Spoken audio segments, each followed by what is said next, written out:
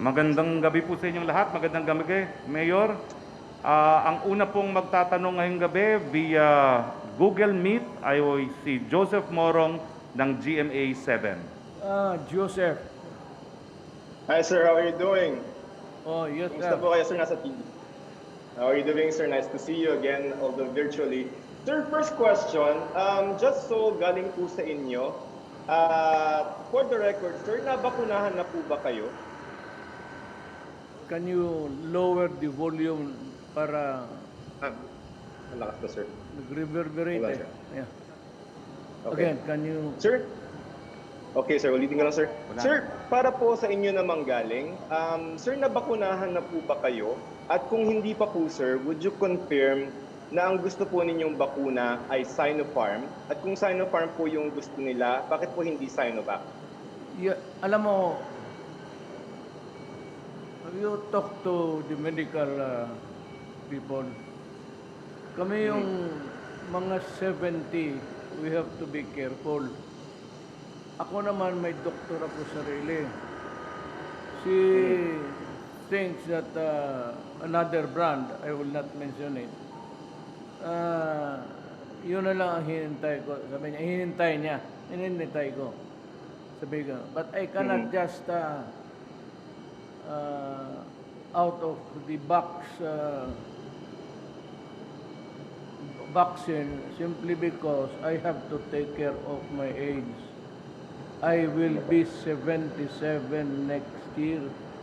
Next month.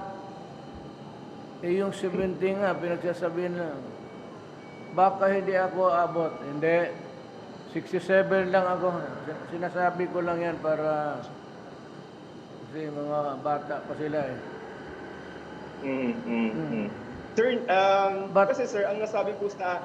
Walang, alam mo, in the matter of getting the vaccine, it is to my advantage.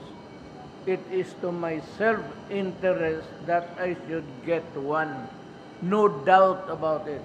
As to what brand, yan ang problema because it is left to the sound discretion of my doctor. May caveat pa yan. 70 people above are, sabi nila, wag na.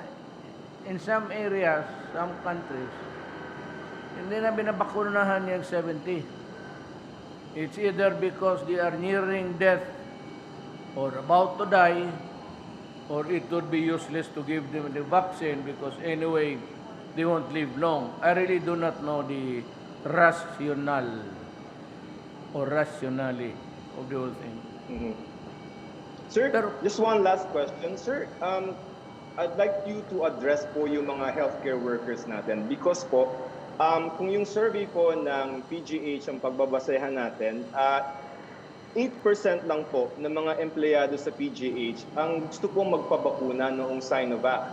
Tapos po yung kung mga Pilipino ang titingnan sir, survey says 13% lang po yung may gusto ng Chinese vaccine. So address sir yung parang distrust ng mga Pilipino sa Chinese vaccines, and would you be willing to be vaccinated in public to shore up yung public confidence sa pagbabakuna? And just one last point, sir, si Vice President Lenny saying that you should be the first to be vaccinated to shore up the public confidence in the vaccine. So yung survey, sir, na mababa yung may gusto ng Chinese, and then yung kung kay Vice President. Thank you, sir. Siya man yung apurado, siya ang mauna. Ako, I cannot just decide. She's young. I am not. I have to defer to my doctor. But I said, on the matter of getting the vaccine, it is my self-preservation will be at issue. Kailangan ko magpabakuna. Ano bang problema nila sa bakuna na talaga magpabakuna man ako? If I do not want to die and get COVID, I should get one. I go around a lot. I meet so many people on any given trip outside. Bakit dadramahin pa yan? Sinong mauna? Sino? Ako magpabakuna. Ang problema, ang doktor ko may hinihintay. Now, on the issue of itong mga health workers, merong dadating. They have a choice. It's either Seneca or No po. Ano ba? AstraZeneca, sir? AstraZeneca, sir. AstraZeneca, yan. Ay, AstraZeneca o the Sinovac. Kung ayaw nila ng Sinovac, maghintay sila in a few days. There has been quite a... basta I was assured that it would be coming within the next few days. Yun ang gusto Correct. nila, they have a choice. That's about another, I don't know how many. 500,000, sir? Ewan ko, basta siguro dyan. I cannot really tell you the exact number. Basta ito, galing ito sa World Health Organization, yung Sinovac. Ito yung inaporsyon ng WHO among the countries that cannot afford to buy it immediately. Kasi agawan. Now, kung magsabi kayo, bakit ngayon lang, mabutit na nga't nag-donate nagmagandang loob ng China. This, what you see now, are donated vaccines. Tayo may pera kasi naghiram tayo sa World Bank pati sa DBP. Sabi ng dalawang ehensya, okay, pahiramin kayo. Walang problema. Problem is, agawan ngayon ng bakuna. Until there is a residual supply, we'll just have to wait yung magbili tayo. Sige, reklamo. Sinabi ko na ang rason, walang supply. Ginusto ko man magnakaw, ginusto ko man magbili, wala eh. Kaya itong unang dumating, AstraZeneca would be coming. Now, for those who do not want to be vaccinated, okay lang sa akin. Wala akong problema. Ayaw ninyo magpabakuna, okay. That's your choice. Okay. Maraming salamat. Okay, sir. Thank you for your time. Yes, sir. Kagaya ng ganito. Thank you very much for your time, sir. Yeah. Go ahead. Susunod pong magtatanong, Mr. President. Kailangan ka mag-mask. I cannot. I simply cannot. Para akong inutil na magsalita na ano. I have to remove it. I'm asking for an exemption? No. But if you want me to do my duty, to talk to the public, to answer the questions from the press, talagang tinatanggal ko kasi I just feel bothered by all of these things hanging in front of me. Okay, sir. Thank you Okay. for your time, sir. Nice Okay, meeting you again, sir. Ang susunod pong magtatanong ay si Ms. Pia Gutierrez ng ABS-CBN. Hi sir, magandang gabi po. Sir, with the start of the vaccine rollout, sir, could you please tell us what kind of scenario that the Philippines will expect in the next few days or in the next few weeks? More importantly, sir, when do we expect the Philippines to achieve herd immunity, and when do we expect to get our lives back to normal? Kailan daw po ang ine-expect natin na magkaroon tayo ng herd immunity at kailan daw ine-expect po natin na babalik po tayo sa normal? Herd immunity is a science. Ang herd immunity is kung ang Maynila, around Maynila, nabakunahan na most of the people and the nearby peripheral provinces. Wala na lahat nakabakuna, so nobody can get contaminated by what? By whom? that is the time that we can have the herd immunity. It is science. Only the medical people can give you the exact calculation on that.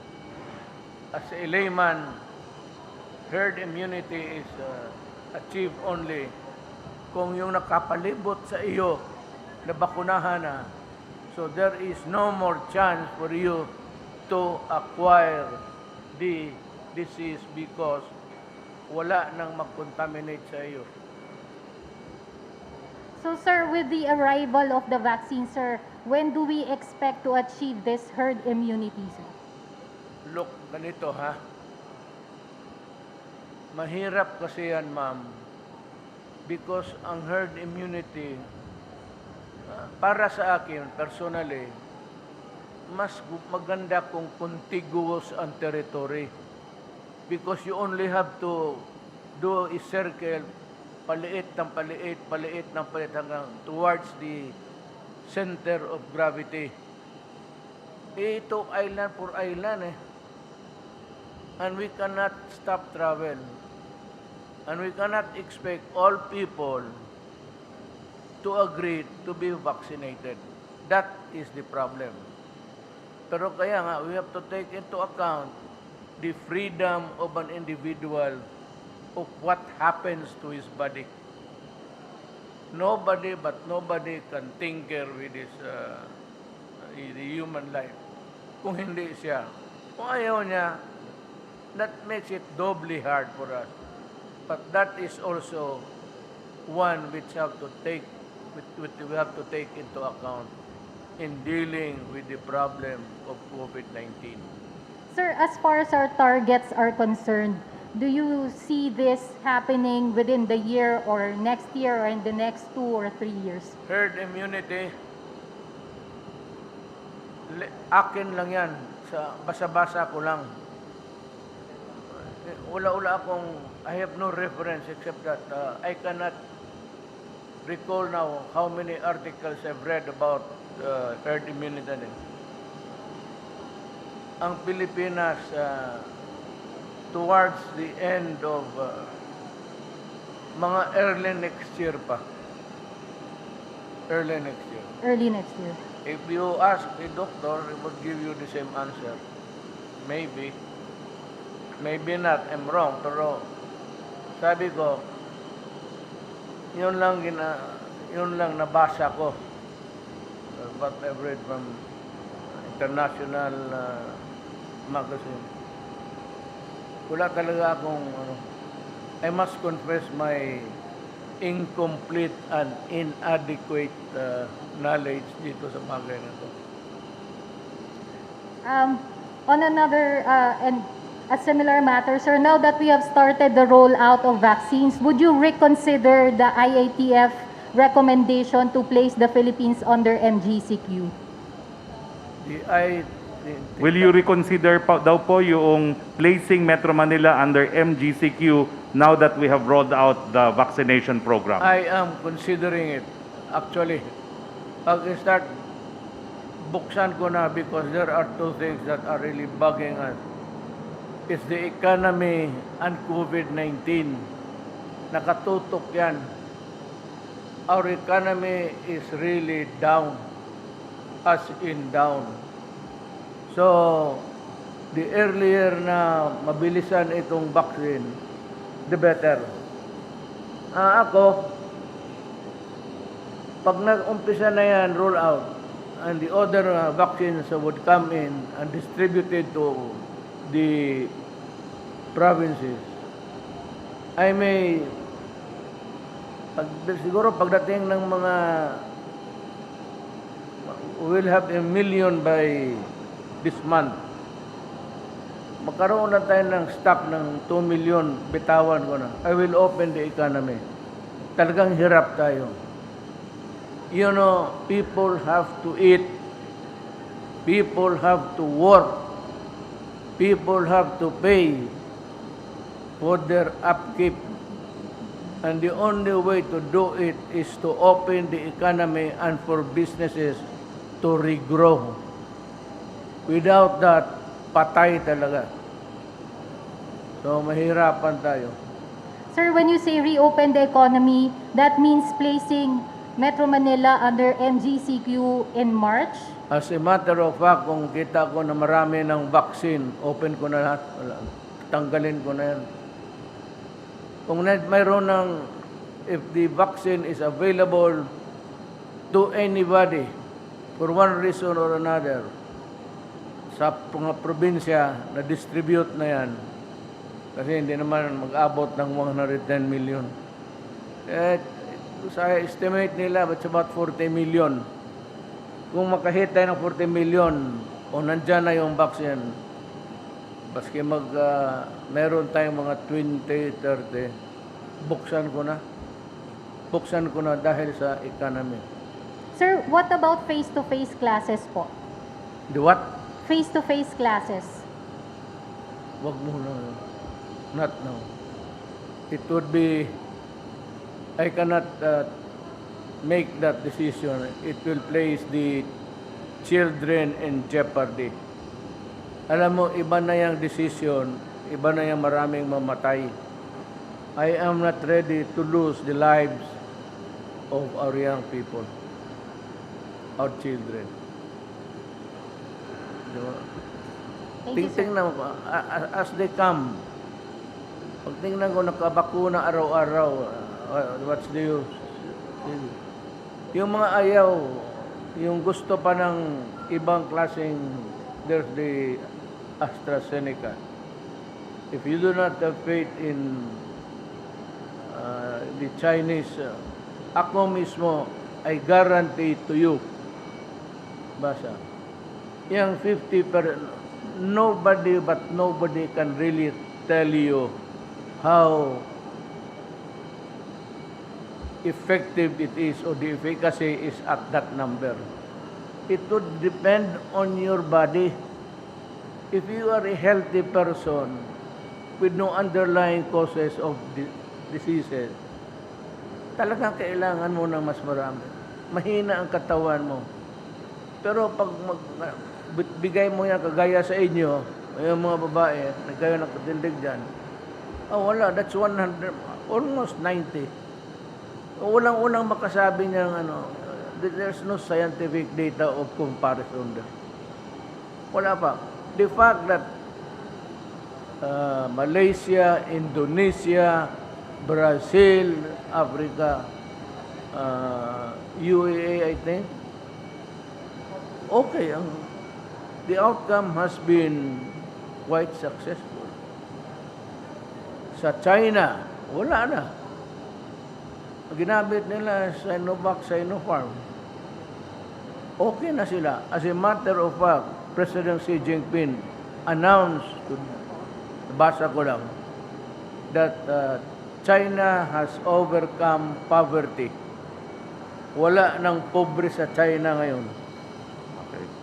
Okay, ang susunod po magtatanong ay si Ms. Tricia Terada ng CNN Philippines. Hi, good evening, Mr. President. Good to see you po. Sir, first question, how do you intend to address Filipinos who are still apprehensive to get vaccinated, more so with Chinese brands, for example, Sinovac? Guarantee. I am giving the guarantee that it is effective. That efficacy is good. Ngayon, yung ayaw magpabakuna, wala akong magawa para sa inyo. Or you might want, at least you know, in your lifetime, may kilala kang doktor. Magtanong ka na lang sa doktor kung anong mabuti sa iyo. Kagaya namin, 70 above are discouraged from getting it. Pero ako, since I get to go around and meet people to travel, baka kailangan ko. You ask yung guideline ng WHO, yung 70 above, wala na. Patay na yan. Ako 32 na next month. Sir, experts are saying na mas mahihikayat po yung publiko na magpabakuna when they see leaders or influencers getting vaccinated. Sino po yung mga inatasan niyo, sir, na maunang magpabakuna, especially with the arrival of Sinovac? May naatasan po ba kayong mga cabinet members or officials from your government? My doctor has in mind, it's a Chinese brand still, pero hindi ito. Siya nakaalam ng konstitusyon ng katawan ko eh. Yes. Pero sir, may officials po ba kayo or cabinet members na aatasan na manguna po sa pagpapabakuna to represent the government? Magsabay-sabay kami pagdating. Yung hinihintay lang natin yung ano. Okay. Sir, ito... Ako naghingi ako. Personal. Wala silang stock na ano. Naghingi ako para sa pamilya ko, pati sa akin. Pati yung, I don't know if we would have enough vaccines for everybody. But I think I can accommodate itong cabinet members. Sir, I understand and you mentioned several times that you are grateful to the donations of China. Ito pong Sinovac, yung una po nilang pinadalang bakuna. But sir, Correct. how do you wish to address concerns about, or fears, sir, about the objective of vaccine diplomacy led by China and concerns, sir, on our possible position on different issues with China? Ano daw po yung, tama ba ang tanong mo, no? Ano yung maging epekto sa iba pang mga issues na meron po tayo sa China dito sa Pagdating po ng ng bakuna, sir. Sinovac vaccine? Well, that's a matter of geopolitics. I have made a declaration that we will adopt an independent foreign policy, which means to say that, one, I assured China that I will not allow nuclear armaments of America to be stored in the Philippines. Yan ang sinabi ko. That's the guarantee that I have. Na hindi ako papayag. Not because it will antagonize China, but it is in the Philippine Constitution which prohibits the presence of nuclear armaments in the country. So sir, just to put it on the record and to be very clear about it, despite or amid this donations, we will not compromise anything on issues between China. China never asked for anything. China has been giving us everything, but never asked anything from us, actually. Ang pinakamabigat, ang Amerikano, ang hinihingi nila, ang base. Alam mo ba kung anong mangyari? Do you know the direct consequence? Kung magkagera, and it will surely start, maybe in the theater of war would be the Spratly and China Sea. Katabi lang tayo, Pangasinan, it's just kaharap. Maraming probinsya na yan. Alam mo kung may armament sila dito, ang unang tatamaan yun. Saan? Sa Pilipinas. We are taking a very big gamble there. Kasi kung walang armament sa Pilipinas, yun lang kailangan natin sa counter-insurgency. Okay na, we do not need weapons that could fight other countries because we do not have it, the arms, and we do not want it. Ang unang matamaan, ang Pilipinas. Kasi nandito yung base, nandito yung mga armas nila. The arms are stored everywhere in the Philippines. Baka hindi ninyo alam. May mga depots all around the Philippines where the arms are. Sinabi ko sa kanila, I cannot stop you because we have yet to renegotiate the visiting forces agreement. But I'm warning you that if I get hold of a hard information that the nuclear armaments are here brought by you, I will immediately ask you to go out and I will terminate the visiting forces agreement. Ora mismo. Sir, maybe one last question, not related to vaccine since sir, matagal-tagal din po namin kayo hindi nakausap. Sir, there are growing calls for your daughter, Davao City Mayor Inday Sara, to run for president. Nabanggit niyo po na ayaw niyo po siyang patakbuhin. But is this final, sir? Or is this still up for reconsideration, considering na marami pong gustong tumakbo yung anak po ninyo? Pinal na ba ho yung advice nyo raw po na ayaw nyong patakbuhin si Inday Sara or pwede pa itong ma-reconsider sa dami po ng calls para tumakbo po si Inday Sara? Si Sara ayaw because may anak kasi yung tatlo. Maliliit pa eh. Maliliit pa. Gusto niya na mag-focus muna siya sa family affairs. But sabi niya sa akin, marami pa naman panahon and she used my favorite statement. Sabi niya, kung gusto ng Diyos maging presidente rin ako kagaya sa iyo, maging presidente ako. Hindi kailangan ngayon. She wants me, but if she does not want, if God does not want me to be president, I will not have that chance and no more. Ganon rin. Alam mo, the presidency is a gift from God. Wala kang ano dyan. Ayaw niya ngayon. At sabi niya, kung ma-presidente siya, just assuming, after 6 years, bata pa siya, anong gawin niya? As an ex-president, hindi siya makatrabaho, hindi siya maka-appear ng korte, presidente ka na. At sabi ko, mabuti sana kung maganda yung sweldo, makapag-ipon ka. Pero wala ka naman ng ambisyon, diyan ka lang, trabaho, wala kang nothing to Thank you, sir. absolutely. Salamat po, sir. Ang susunod po magtatanong si Mela Lesmoras ng PTV4. Hi, good evening po, sir. Ngayong may bakuna na, sir, sa Pilipinas at nalalapit na rin ang anniversary ng community quarantine sa bansa, paano nyo po i-assess o bibigyan ng grade ang ating government sa pagtugon sa COVID-19 pandemic? Paano? I-assess yung pagtugon ng gobyerno sa COVID-19 pandemic ng IATF at ating national government po.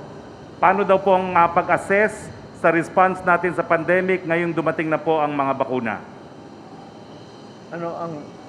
Paano po natin a-assess yung ating response sa COVID-19 ngayong nandito na po ang bakuna?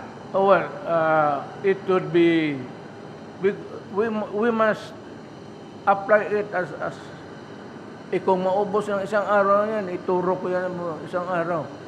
As fast as we can. But look, the Philippines is not Manila alone. Remember that.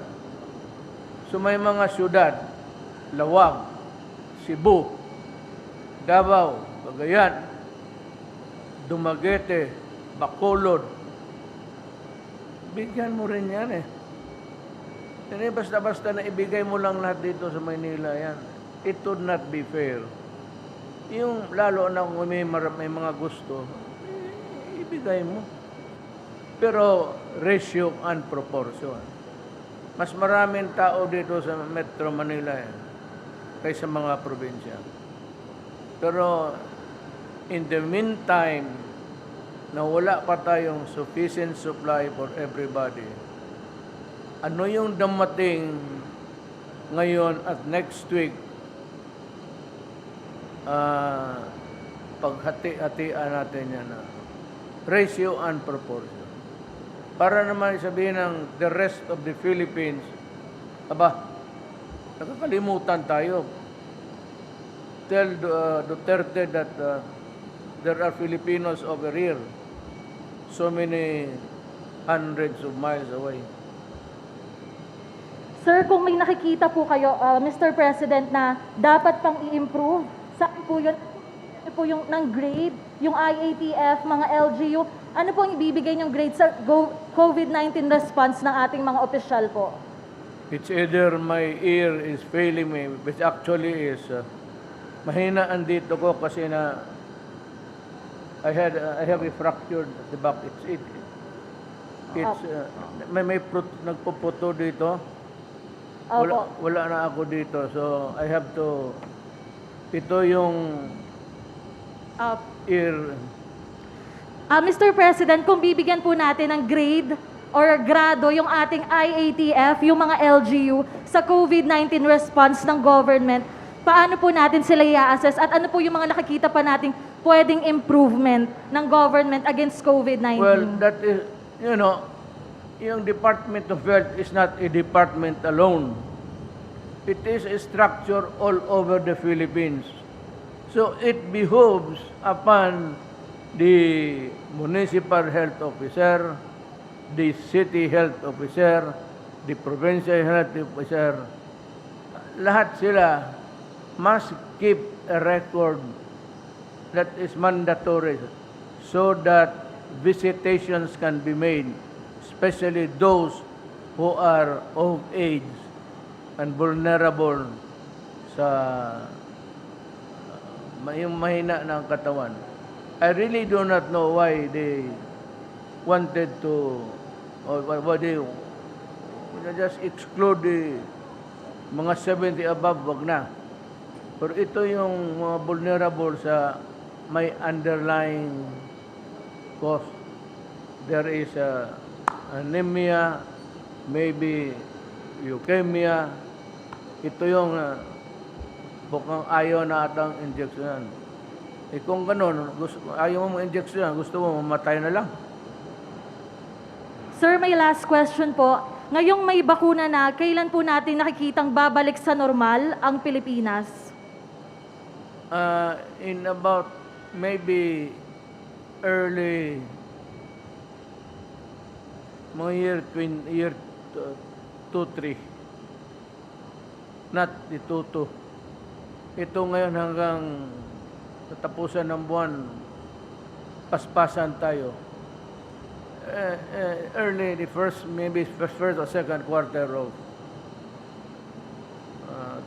year 2023. Baka.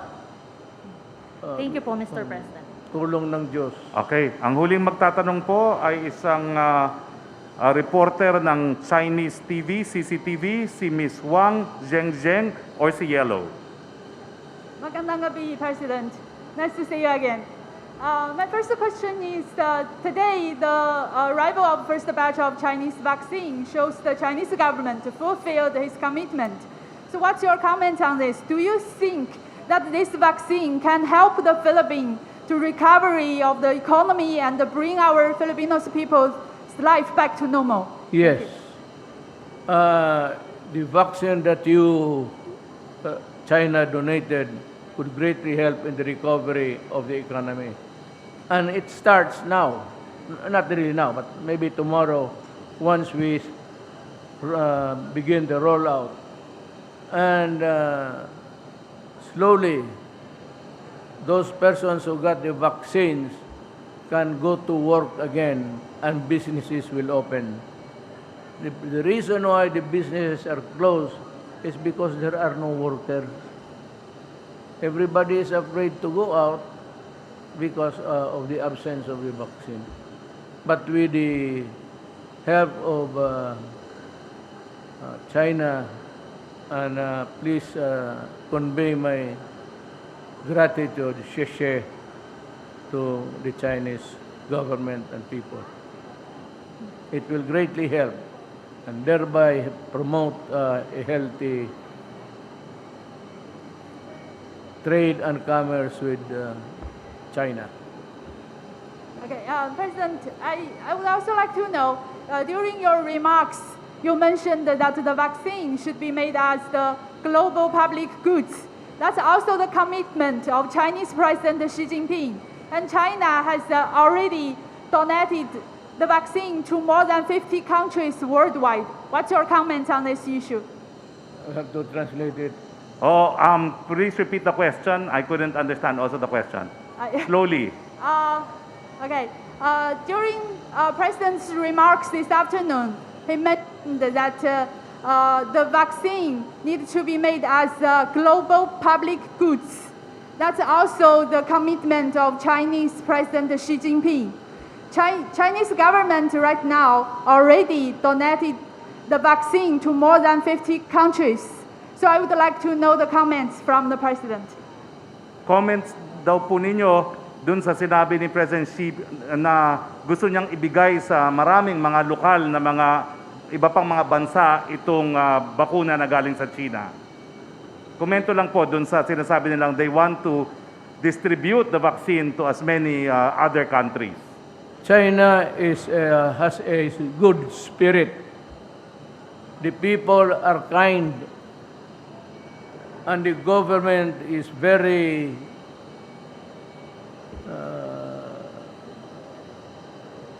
not only just a great respect and love for mankind. Now, this will help along, ano yung tanong na? Ano pa yung comment nyo lang dun sa sinabi daw po ni President Xi na they want to share the vaccine to as many countries? Well, let me announce it again. China has donated vaccines everywhere for those countries who need help and do not have the money ready for the poor countries. China donated, but the protocol was you have to get the vaccine in China using your own transportation and bring it back, the medicine, to China.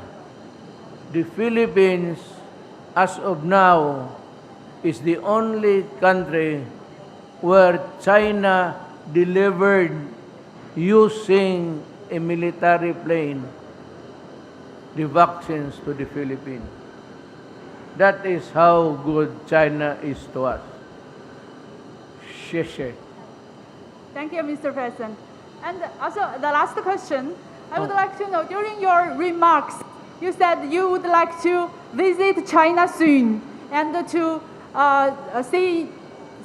take the message to President Xi Jinping personally.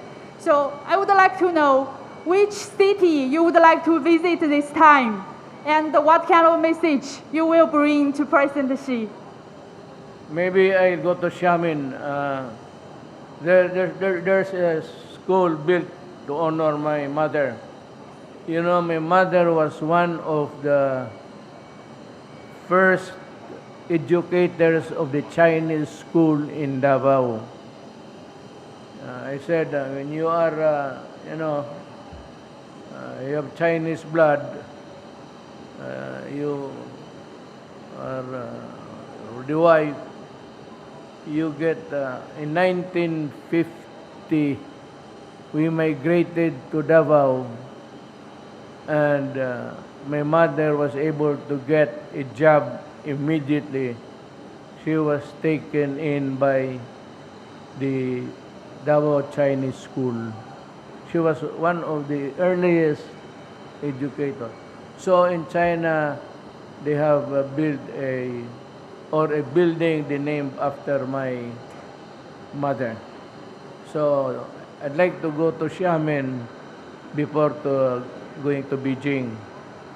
But what is important is that I told the ambassador, I would like to thank, and to travel to China even one day, just to tell President Xi Jinping, thank you. And I fly home. I want it to do personal because China has been good and it the way that's helping us right now, uh, I suppose that a debt of gratitude should be paid by a personal visit. Okay. Thank you so Maraming much, President. salamat. Maraming salamat, Mayor. Dito po nagtatapos ang ating press conference. Maraming salamat po sa mga kasama natin sa Malacanang Press Corps Ay, at sa lahat salamat. po ng sumabaybay. Magandang gabi po sa inyong lahat. Dito po nagtatapos ang makasaysayang araw na ito kung kailan dumating ang unang kauna-unahang mga bakuna laban sa COVID-19. Dito po nagsisimula yung pagdating na liwanag sa panahon ng kadiliman. Magandang gabi po sa inyong lahat at maraming salamat po sa inyong lahat.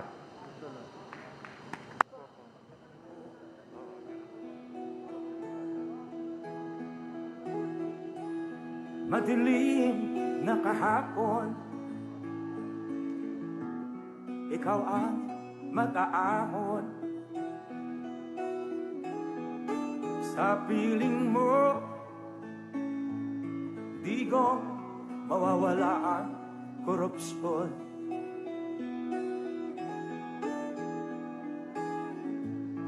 Tayo na, Pilipinas, tayo na magbago.